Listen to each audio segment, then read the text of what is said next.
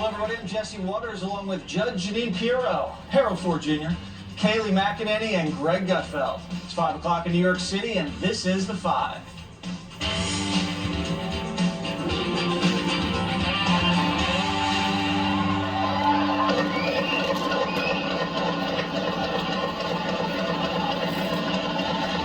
Police revealing brand new details surrounding a horrific mass shooting in Highland Park, Illinois, during a 4th of July parade.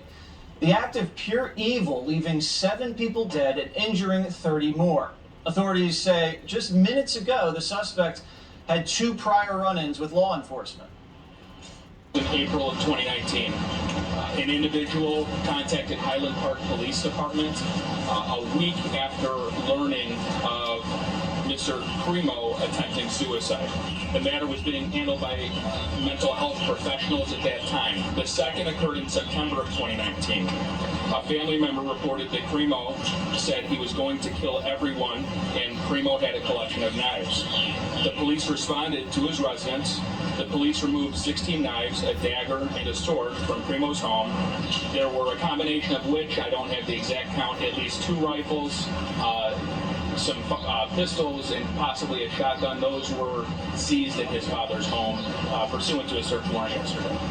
Authorities also saying 21-year-old Robert Crimo was disguised as a woman to escape the scene and had planned the attack for weeks in advance. We're learning he left warning signs online that nobody caught, including posting very disturbing images and videos. Unfortunately, the carnage in America over the weekend doesn't end there. 30 minutes south of the Highland Park attack, 68 people were shot in Chicago. And 2 police officers were shot during a Philadelphia 4th of July fireworks show. Thankfully, they're going to be okay. Democratic politicians wasting no time to go directly after guns. Hey, we're reminded there's nothing guaranteed about our democracy. Nothing guaranteed about our way of life. We have to fight for it, defend it, and earn it by voting. Our founders carried muskets, not assault weapons. And I don't think a single one of them would have said that you have a constitutional right to an assault weapon with a high-capacity magazine. Let's ask the question of why enraged people in other civilized nations in our world are committing these crimes. We know that this is a unique American issue, and that's why we need to take necessary steps. We need to have a much stronger conversation about why these weapons of war are still permitted in our society. So, Judge, what happened with this freak, Crimo? They seized his weapons, yet he still unleashes hell on this parade. You know, in the beginning, and I have my notes, he was not known to the police. That's what they told us. But we know that there generally is some crumbs, something that indicates there's a problem. Now, we just find out there were 17 knives that the police seized from his home after he threatened to kill everybody. There were apparently domestic violence calls to his homes. Quote, the police were there all the time. There were always police cars at the house. Parents were arguing and fighting all the time. Now, is that enough? No. But if you threaten to kill someone and you're a loner and you got 19 knives or 17 and the police come and say there's no grounds to arrest you, well, I would take that cop on any day of the week. To me, that is enough to make an arrest. And what we also know is he attempted suicide. He's got mental health issues. And I haven't even touched the social media yet. Now, if this is a small town, is this a small town? Okay, the local cops Chicago. It's a suburb, so the local cops should know what's going on. Apparently, the mayor said something like, maybe it wasn't the mayor, but they had to call the parents to pick this kid up from school. It's like he didn't have any family around him. This kid, once you isolate everything around him, you have to know that this kid is going to do something wrong. Whether or not you would know he was going to take down, people at a parade, it's disgusting. It's sad. I don't even want to go on talking about recognizing the horrible pain that this town is in and the post-traumatic stress syndrome that these people will have as a result of this. But let's be clear about one thing. When we find people with knives and guns, we arrest them. we keep them in jail. We prosecute them and we convict them. When we start recognizing that there's consequences that have to be imposed before you start going after the Second Amendment, maybe then we can have a legitimate conversation. Yeah, and so if this guy's homicidal, suicidal, he's armed to the teeth, he's got disturbing social media footprints, and he has facial tattoos, why can't you throw this kid in a straitjacket? You have first of all, belated happy 4th, everybody. Oh, I love You too. You have a big problem with facial tattoos. I do. That should maybe be someone we arrest or people we arrest everywhere. A couple things. One, I think at some point, everyone around this table and around the country has to sort of wrestle with how do we want to recalibrate the way we think about police fighting, law enforcement, our laws on the books, be it the shootings in Chicago or the shooting in Highland Park. At some level, we have to sit back and understand that you can't go to a concert or a parade or to church or to school or to stand out on your corner, or for that matter, can you imagine what we're going to do here in New York? I was riding in and the driver, bless his heart, he cut off a guy. I don't think he realized he cut the guy off. The guy was honking his horn, and all I could think was, if this guy had a gun, he might fire at us or fire in the car. So we've got to think long and hard about all of this. I try to tell my party on energy that we should be different. We got to rescind our position on the Keystone Pipeline and reverse it. We've got to drill more. Why do I say this? Not because I don't want to have a green energy platform in the country, but because we are at war in Ukraine and the Russians have an upper hand. The same way Europe depends so heavily on oil and energy products from Russia, we in America depend on semiconductor chips and other technology from Asia. One of the reasons I say we have to invest in Congress, please pass the CHIPS Act, Democrats and Republicans alike. Look back at guns and where we are. We have a public safety challenge. Now, I'm not saying guns is the total answer, but one of the jobs, principal roles of the legislature anywhere in the country, and for that matter, the federal legislature, is when a problem presents itself, everyone's got to not retreat to their little set corners and have to hold their little sacred positions on things that, frankly, sound good on a piece of paper, sound good in a soundbite, but we have a problem. Now, I'm not saying removing guns is all of the answer, but something, the tattooed guy, the tattooed face guys, these kids, these guys are 21 and younger. Most of them are kids who come from some households that everything may not be in place. And here's what we should do also. If we're going to arrest the tattooed guy, we shouldn't let him buy a gun, because they've proven not to be responsible with guns. And this is not an attack on the Second Amendment. This is an attack on people who are trying to kill people. How do we identify that person? That's where we ought to spend our money and our time. Yeah. But Lucy talking about mental health is not the issue here. We all know Democrats the didn't think like this profile of guy. these kinds of kids. And we ought to spend a lot of time and effort and money to ensure that they don't get guns. Yeah, but it looks like the officials in Illinois blew it, didn't they? They did. I agree with Harold in part. I agree about the importance of dialogue and not talking points. You look at France, which has very onerous laws when it comes to guns. Charlie Hebdo shooting, illegal weapon. Paris attack, which killed 129, illegal weapon. Toulouse shooting, which almost happened on a train, which was thwarted, illegal weapon. If you're sensing a trend, you should. Also very rare, we have reporters asking the right questions. That was an example of reporters asking the right questions. How many times did they ask, why didn't you involuntarily confine this guy? We heard, well, it's situational. That's not enough. If I'm the legislature right now in the state of Illinois, I'm looking at the laws for involuntary confinement when you have someone who articulates their plan specifically in advance. We saw this in Michigan with the school shooting, where the kid literally drew on a piece of paper what he was about to do that morning. We saw it in Uvalde, where the individual texted someone and said, I want to shoot up an elementary school. They always articulate their threat 60% of the time, as I never cite the New York Times, but I will in this case, 60% of the time. So we need to figure out what we do when someone articulates a threat, because letting them just have free reign is simply not the answer. Greg Gutfeld. Yeah, I think that when every one of these cases, these fiends fit a type. They're these very white, unstable, disturbing looking people. And I really do feel that, you can't judge a book by its cover. In some cases you can. I think there's a correlation between disturbing, unstable behavior and people who deliberately try to make themselves look unappealing and unapproachable.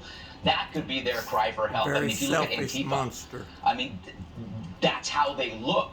So I think that there is a red flag there that a lot of people in the name of what will not point out and go, when somebody is deliberately trying to deface themselves permanently or look in a way that makes them unapproachable, what are they trying to tell you? If beauty is a guide of what's possible, then what is deliberate ugliness? Like, why does somebody do that? We don't ask that anymore as people continue to deface themselves and in so many different ways. Again, I'm going to be an old, an old saw on this. It wasn't suicide, it was suicide plus. The only reason why you do that is to create a spectacle for attention.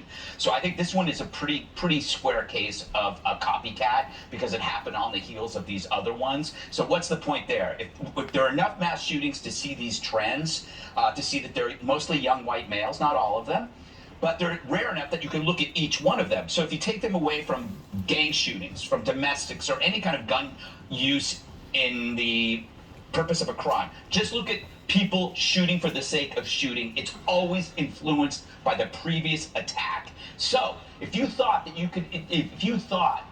could decrease these attacks by 30%, 40%, 50%, why wouldn't you do it? Why wouldn't you do it? The media could do that. We could just report the facts, be one and done, and leave instead of giving just nonstop coverage. The media, remember, they can decide not to cover something. Hunter's laptop, they were easy with that. Border chaos, they don't cover that. The riots after George Floyd's mostly peaceful, they didn't cover that. Look at the Akron shooting, right? They said they covered the 60 shots from the police, but not the fact that the guy shot first. So they know how to not cover things. So I think it's time that we look at this stuff and decide enough's enough. If we, the press, could decrease these shootings by 30%, why the hell don't we? You're right, and I think we all need to be better at criminally profiling people. I'm criminally profiling you. You should. Right. You should, because I stole your lunch. That's Up next, Hollywood celebs and Joe Biden turning July 4th into an America Bash Fest.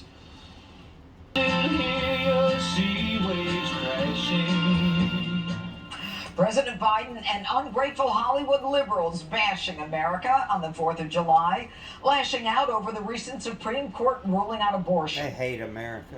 Liberty is under assault both here and abroad.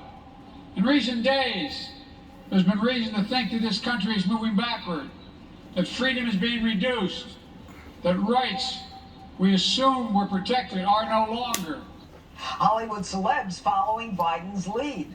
Barbara Streisand claims our democratic republic remains in danger because of former President Trump.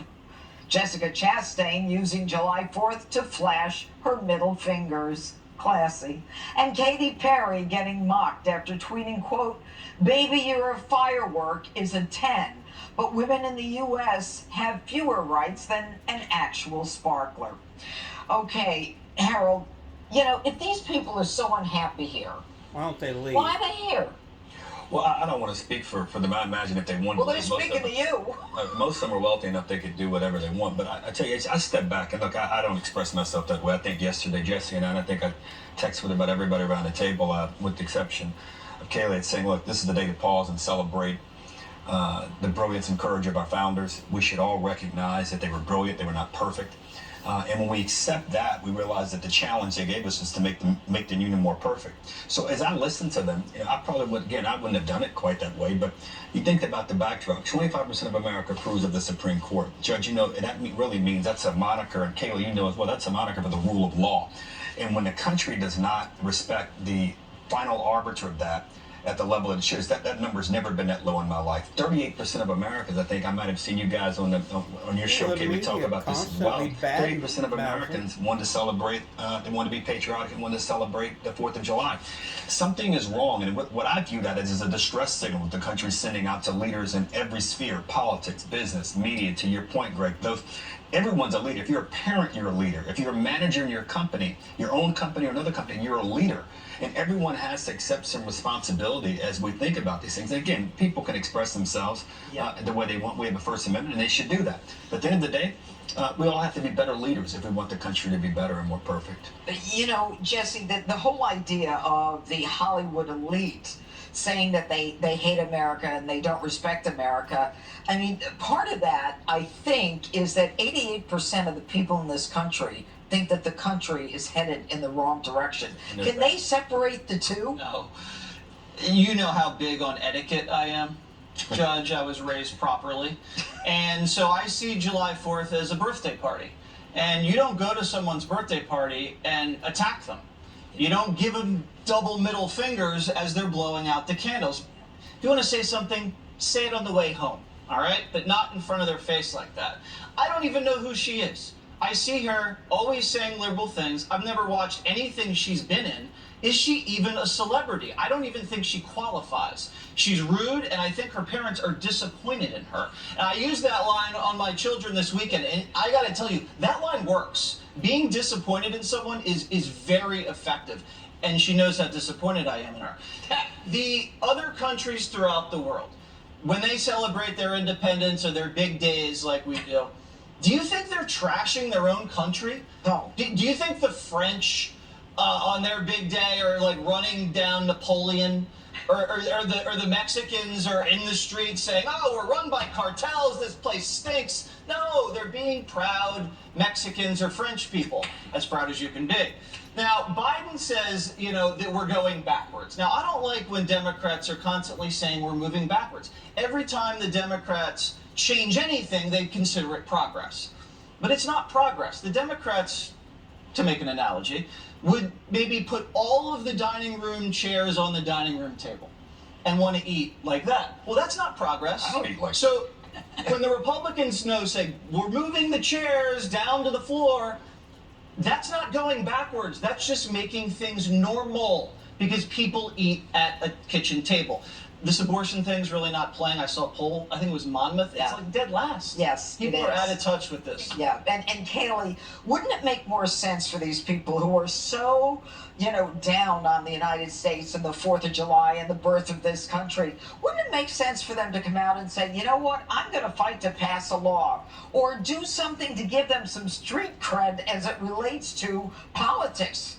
Yes, no doubt about it. I mean, I woke up on the 4th of July and my first thought was, I'm the most blessed person in the world to live in the greatest country on planet Earth. What kind of maniac wakes up and says, I'm not celebrating this day? I mean, things have not gone my way in this country. I was born into a world of Roe v. Wade. I hated it. I thought it was the greatest scourge of our nation, and for years have been committed to the pro-life movement.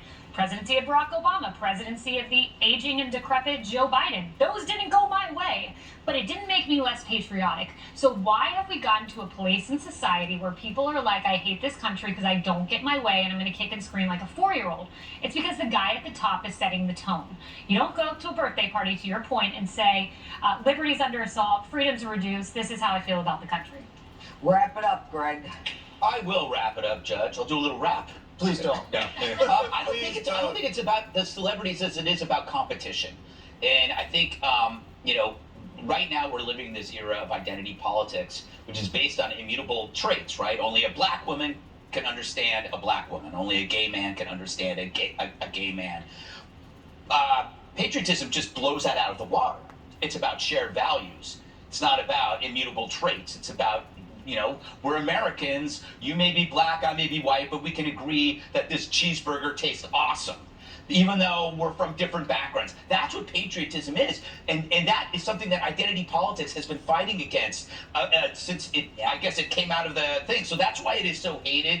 I would like to see this grift become more exposed and that people can understand that, we're we've already marginalized religion, and now we're marginalizing patriotism. So what are you going to put in its place? If you put in its place identity politics, all that is conflict. It's just people versus people. I can't talk to you, you can't talk to me. That's just going to end in violence. Yeah. The whole point of patriotism is for people who are different to get to be part of the melting pot. That's all it is. Sounds ideal, but that's what it is. But I think that's the problem right now is if you're the woke mentality finds this as the greatest enemy it's ever faced, patriotism. Yeah, they prefer tribalism. Mm-hmm. Coming up, Biden's border crisis getting so out of hand that Texas is being forced to call it an invasion. What I've been calling it. Texas border county officials struggling to contain a surge of migrants, now declaring the crisis at the border as a quote-unquote invasion. That move could force the Biden administration to act or set the table to let states deport migrants on their own. And a new study from the UN has labeled a border crossing between the U.S. and Mexico as the deadliest migration land route in the world. But despite all the negative headlines, the Department of Homeland Security chief thinks things are going well. I think that we are doing a good job. We need to do better. We are focused on doing more, and we are doing it with our partners to the south. Kate, as you listen to that, what would, if you were advising him and you've advised the president, what should the policy be? Put aside the optics, they seem to fumble every once in a while, but what should the plan be, the 3 or 4 things you would be advising this Homeland Security chief to do? Title 42 needs to come back. There is still an ongoing health emergency, and you can use that. Remain in Mexico should be in place. Apply for asylum, but do it for Mexico. If you look at the numbers that have been expelled with these 2 policies, they're significant. It would change the course of what's happening at the border. And that study you cited about the deadliest path for immigration being Mexico to the United States, the author of that study said the numbers increased in 2021, significantly more than any year prior, roughly doubled. Well, what happened in 2021? The unraveling of the very policies I just cited to you. Get the border under control. You do it, maybe it'll help you with the midterms. Jesse? Well, I mean, this is like Jimmy Carter saying he's doing a good job with the hostage crisis. This is insane. I don't know. They've shattered the record of border crossings. Do they understand what a good job means? Unless the point is to bring as many people as possible illegally into this country, then yes, they're doing a very good job. If it's the deadliest land crossing in the entire world, why would you encourage hundreds of thousands of people to make that journey? That's like saying, hey, come to my castle, and my castle's surrounded with the deadly mode of crocodiles. But if you get through the deadly mode of crocodiles, I'll give you free health care and free college tuition. You'd never do that. I mean, it'd make a great reality TV show, but you would never do that to someone else that you cared about. Obviously, he doesn't care about these people. They also said that they're fleeing Mayorkas, or whatever his name is. They're fleeing climate change and COVID. Now, when we send reporters to interview the border crossers at the border and they say, why are you here? Have you ever heard a border crosser saying it's hot in El Salvador? No. Or I'm fleeing COVID-19? No, they say Joe Biden. They say President Biden, asylum, they say those things. So that's just a total lie. I said this before. You got to put the factories from China, put them in northern Mexico. That will keep the migrants there, happy and employed and not surging north for jobs. Last thing. If Dana were here, I'd make fun of her and say, did you read the New York Times article about Salazar, the ambassador to Mexico? It was a leak campaign by the Biden White House trashing their own ambassador for not working well enough with the Mexicans. Now, this is Joe Biden, who's tailored his whole career on being this great diplomat. He's rallying this big unified collabo over in Europe, but he can't even get along with our southern neighbor. How hard is that? He's our neighbor. You should just be like, hey, Mexico, let's go, have a drink, let's straighten this out. On the have a drink thing, Greg, would you think that this is something that that they should be doing differently, or would you echo the things we've heard? I'm going to take a different tack today. I think this is a mess, and it's a dishonest mess. We need to overhaul the process, that's for sure. But I don't think at this point, after doing our B block and playing off of what Jesse said, we should be dissuading good, decent people from coming here. True, it may be just for a paycheck, but that's often just the start. We are talking about largely God-fearing, family-centric people who aren't afraid of a day's hard work. They are, in short, the complete and utter opposite of what's dripping out of our campuses like coagulated pimple juice. I don't even know where that came from. But I go back to the B block, right? All of those people bashing the United States, all those blue checkers, all those celebrities, I would be willing to bet all of them were born here. And I would take 1 million people from somewhere else who want to be here over 10,000 people that don't. When the judge said, why don't those people go back? She wasn't talking about immigrants. She was talking about Hollywood celebrities, and I'm with her. I mean, honestly, would a guy or a girl from Guatemala burn an American flag when they come here? No, they're happy to be here. Would a young Hispanic couple be okay with drag queens in kindergarten? Hell no. Right? They're Bible-fearing. They'd be going, this is not appropriate. Would a Nigerian mom and dad join in on a riot in the name of social justice because they just moved here and they opened a business? I don't think so. These are Eisenhower Republicans and old-school Democrats. I say bring them in, trade them for the worthless white wokesters that are destroying this country. That's my replacement theory. Yeah, but you don't want to have them jump over deadly crocodiles, guys. No, you don't. I'm totally anti-deadly crocodiles. Good. Jesse, That I'll is- make we're in that agreement. statement. That is Mr. Now. Redfield's opening argument, Judge. The only person who's destroying this country is Joe Biden. Joe Biden has made a decision that he wants 2 million, 4 million, 6 million illegal immigrants to enter this country. And the problem is, if you remember, 3 years ago, if we said there was a surge at the border, we were racist. Well, now it is a damn invasion. All right, and it's an invasion that the United Nations, of all people, says is the deadliest trip on earth. All right, the problem is not just what's happening to them on the way here. The problem is what is going on once they get here. The people who are coming here, and you know what? I'm not going to say they're good, bad, or indifferent. I don't know who the hell they are. I want to know what their record is. I want to know who's a drug dealer. I want to know who's a pedophile. I want to know who's a drunk who wants to kill his wife. I want to know all this stuff, and it's not funny, Greg. The truth is, they are destroying this country. Who is destroying this country? Let me finish, Who? Greg. In terms of what's coming into this country, the fentanyl that's coming in. You know what? The United States is not China. controlling the border. The cartels are controlling the border, and the cartels are selling their fentanyl to the Mexican. China's selling fentanyl to the Mexican cartels. They're bringing in people. They have arteries all through this country, and whether or not you like immigrants or don't is not the question. The question before us is why we are allowing a generation between the ages of 18 and 45 to be killed by a drug war and an undeclared war by China toward the United States, where Mexico is making a fortune. That's the problem. We will come back to this topic, but ahead, President Biden is beefing with Jeff Bezos and big oil after getting called out on his latest spin on surging gas prices. President Biden getting called out over his latest attempt to deflect blame for surging gas prices, tweeting, quote, "My message to the companies running gas stations and setting prices at the pump is simple. This is a time of war and global peril. Bring down the price you are charging at the pump to reflect the cost you're paying for the product, and do it now." Tough words. American energy producers hitting back. Please make sure the White House intern who posted this tweet registers for Econ 101 for the fall semester. And Jeff Bezos not having it either with this quote. It's either straight ahead misdirection or a deep misunderstanding of basic market dynamics, says the guy whose company gave $1.7 million to President Biden. You know, sometimes an economic theory, Kaylee, comes along and it just makes you think. I'm questioning capitalism all of a sudden. We can just tell companies to lower prices? Right. Oh my God. I mean, I think this is going to be studied in business schools throughout the rest of the century. I mean, why doesn't Biden try this with electric cars? Why doesn't he try this with college tuition prices? This is an amazing theory. I love how he goes after the gas station owners, like, because, Greg, when you go into a gas station to buy Skittles and you ask the guy behind the bulletproof plexiglass to borrow the key to the men's room, you say to yourself, I want to be like that guy, right? Like, how much money does that guy have, right?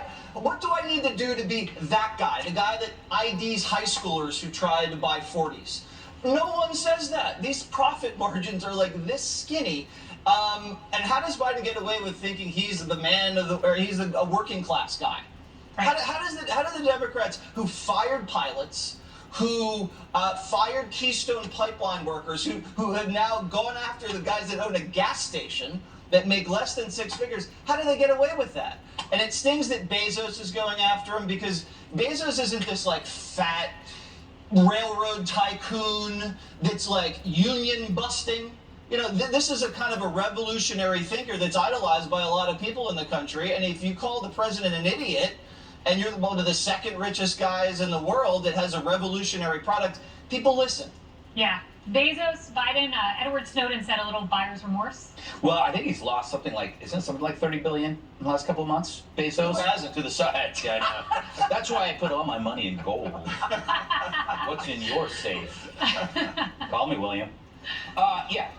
There's a reason why gas stations have a little mini mart next door. It's not because they love to sell ding dongs. It's because that's the only way they make money. Right. It's razor thin margins. So they got to sell the cigarettes. They got to sell the beef jerky. That's where they make a killing, Kaylee, on the beef jerky. But Joe, obviously, when you see these tweets, you're trying to envision who wrote it. Somebody born in like 1998, 99. I don't know what they look like, but Biden is kind of the presidential version of a facade of an old Western, when they'd have like the background scenes and then it turns out it's just plywood fronts. That's what he is. The elder statesman was supposed to make us feel comfortable about the economy because he's been around, but if you knock lightly on that facade, it just falls over, and behind him are like a half dozen Gen Z wokesters who together couldn't possess the wisdom of a Mento. Who wrote a 16-cent savings tweet last 4th of July on your hot dogs? Yeah, well, here's the problem. Joe Biden doesn't know what he's talking about. And when you've got someone like Jeff Bezos, Elon Musk, anyone who's a capitalist, anyone who has a small store, you know what? If people, I think, want to believe him, but we're going in such a bad direction that you can't believe him. The guy doesn't believe in capitalism, Jesse. You're right. He just doesn't. He's like, I'm going to tell you, stop gouging those American people with your over expensive gas. The truth is, if there's gouging, bring out a prosecutor. Prove your case. Good point. Bring in the Justice Department. Put someone in front of the American people and say, this is what a gouger looks like. Or else be quiet. Yeah.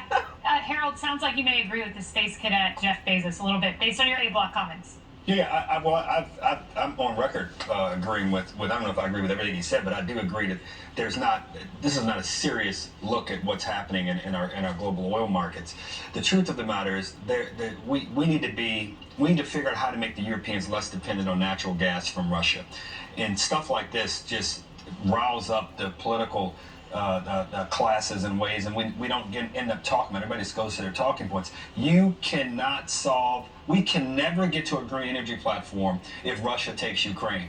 Russia will take Ukraine, or will continue to advance, if we don't provide the Europeans with alternative energy products. We're not ready with wind and solar and all the things that I hope we get to someday. We have to understand that natural gas and fossil fuels will remain a part of our energy mix, and we have to get to it, as opposed to some of the kind of childish things that tweet suggested. Yeah, let's restart Keystone and allow people to drill in Alaska. Hey, novel idea. The Fastest is up next, featuring an animal rights activist protester getting body slammed, you won't believe it, by Hot Dog King Joey Chestnut. Welcome back. Time for the Fastest. First up, never mess with the undisputed hot dog eating king.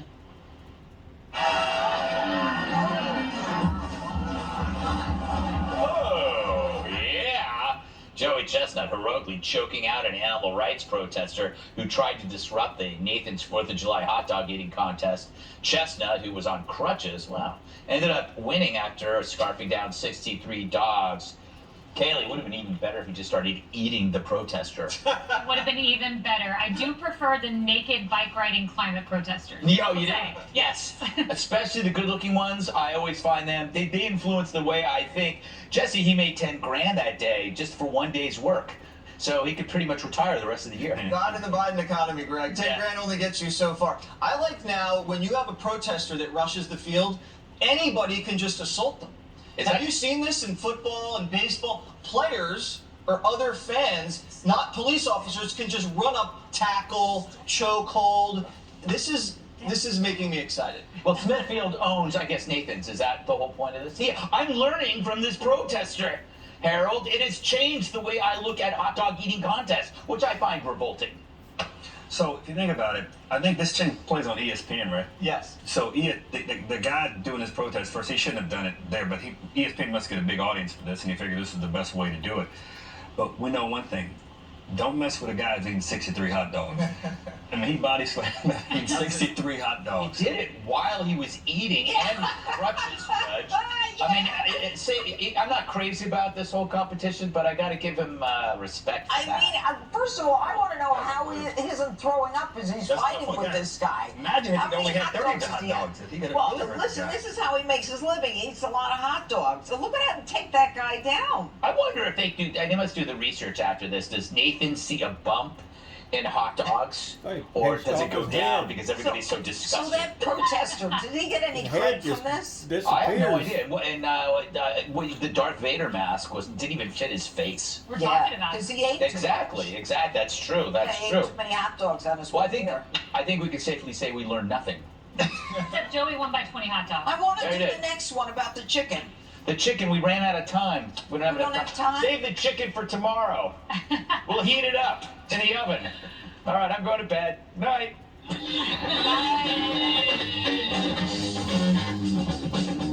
Stop it. Stop it. All right, one more thing, Greg. All right, tonight another great show. We got Tyrus is back, Cat, Jeff Dye, great comedian, Emily Campagna. Who's that? Who knows? Let's do this. Greg's friends and family, 4th of July. You know, I don't like to post a lot of pictures of the holidays because I always feel like people who do that are grandstanding cliche jerks. But I'm going to do it today. So here's some pictures. Here's me and my bros hanging out.